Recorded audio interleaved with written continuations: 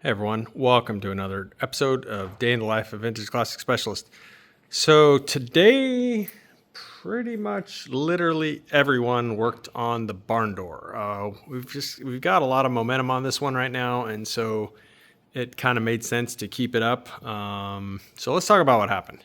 So Rafa first.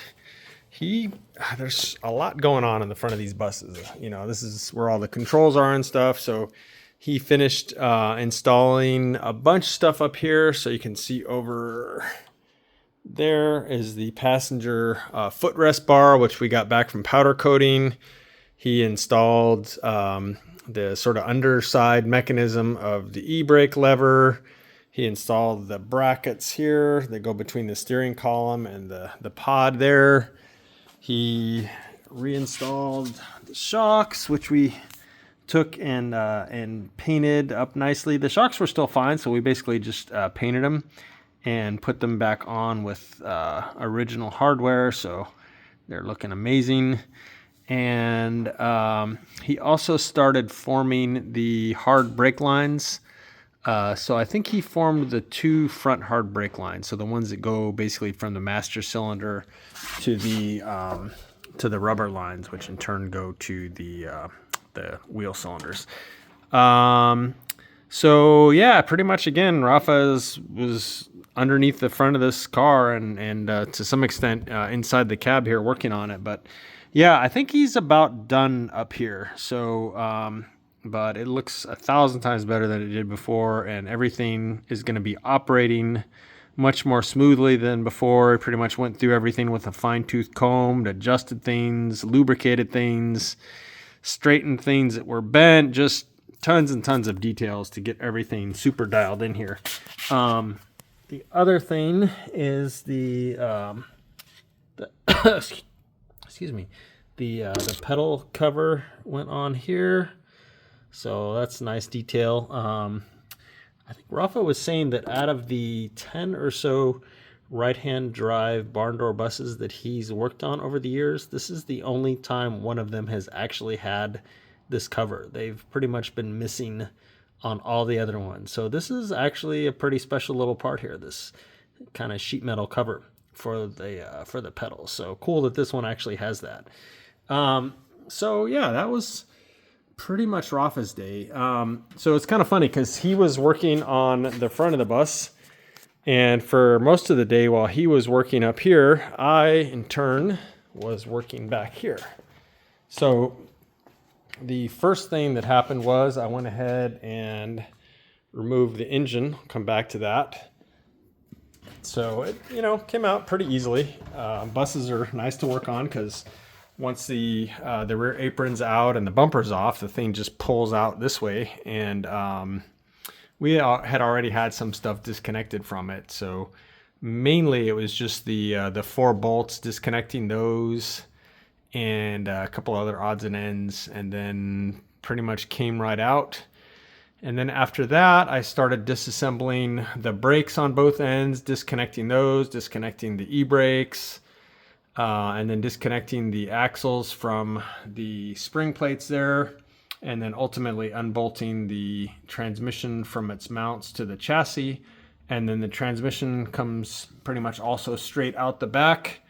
So yeah, transmission came out, and then I went ahead and pulled its mounts and stuff off like that, and then our transmission guy picked it up today. So yeah, again, this is how we do full restorations. And I mean, this isn't a full restoration, but it's actually kind of almost close in scope in a lot of ways. But anyway, this is how we do full restorations in about a year, is that we just keep things moving. If we're not working on something for a particular project, then we've got someone else working on it, be it building a transmission, a long block, doing paint and body work, etc. So yeah, that transmission, it's already off to our guy for him to work his magic on.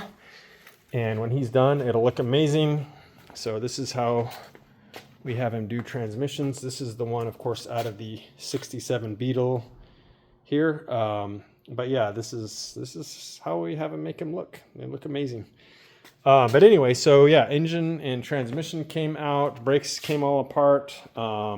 we won't be using pretty much any of this because those of you that follow the channel know we're putting these enormous Porsche 356B brakes on it.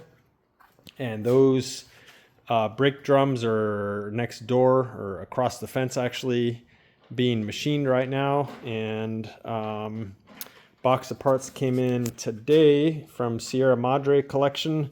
That's all the wheel cylinders and stuff like that to put those Porsche brakes together. The backing plates for those are currently out being powder coated. So yeah, they'll start coming together pretty quick here. Again, lots of things happening kind of behind the scenes here that you don't necessarily see, but things are always in motion around here, whether in our shop or elsewhere. So yeah, we went ahead and pulled the motor apart, and it was super gross. I would say, and I haven't measured the bearings or anything yet, so I don't know if it's been a line bored or not, but it was pretty gross. I believe it had been rebuilt though, because it did seem like it had sealant on the case halves, which VW didn't use. I guess they were just machined so well that they were relatively leak-free even without sealant, to my knowledge. And so it seems to have been rebuilt at some point, but super gross on the inside. We're going to use little to nothing from inside this, with the exception of some of the drive gears here. We'll be putting in a stroker crank, mild performance camshaft. Probably go with some mild performance oriented rods. So yeah, almost nothing on the inside of here is going to be reused. And then likewise, piston cylinders, all that's getting upgraded to big bore, which, you know, they're big for a 36 horse.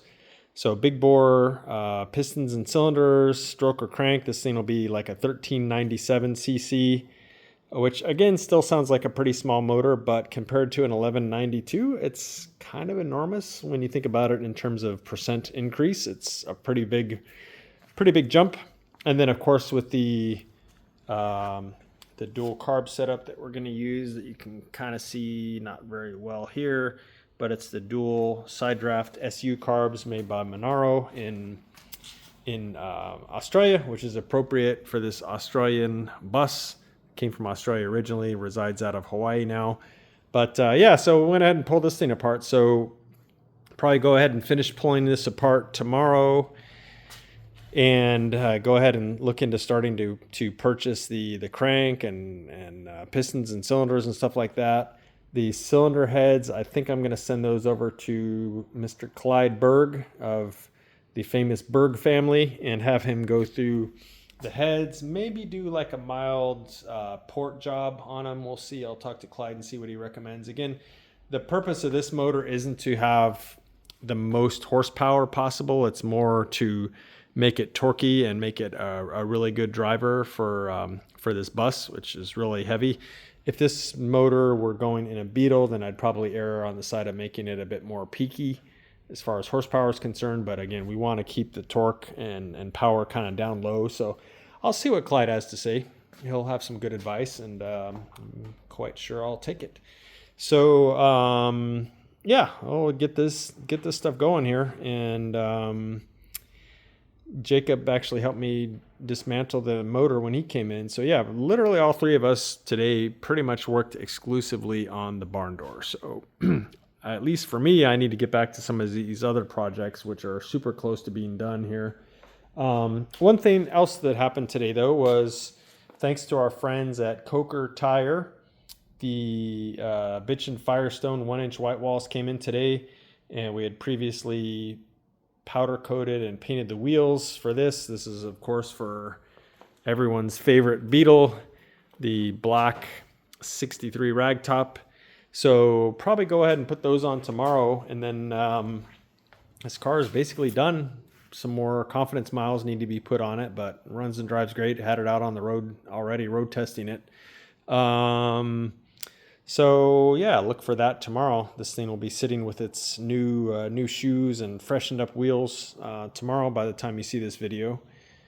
And I think that is it for today, guys. So appreciate everyone watching.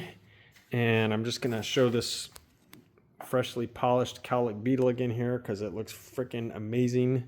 Thanks to Robert at Custom Corrections for his magic that he worked. This thing is just unbelievable. And oh, probably another thing I'm going to do tomorrow is put his seat belts in, and I need to put some more miles on it. That's about it, really. So, okay, for real, that's it, guys. Thank you for watching. Thanks again for everyone's comments and likes and follows and all that good stuff. And we'll see you again tomorrow. Thanks. Bye.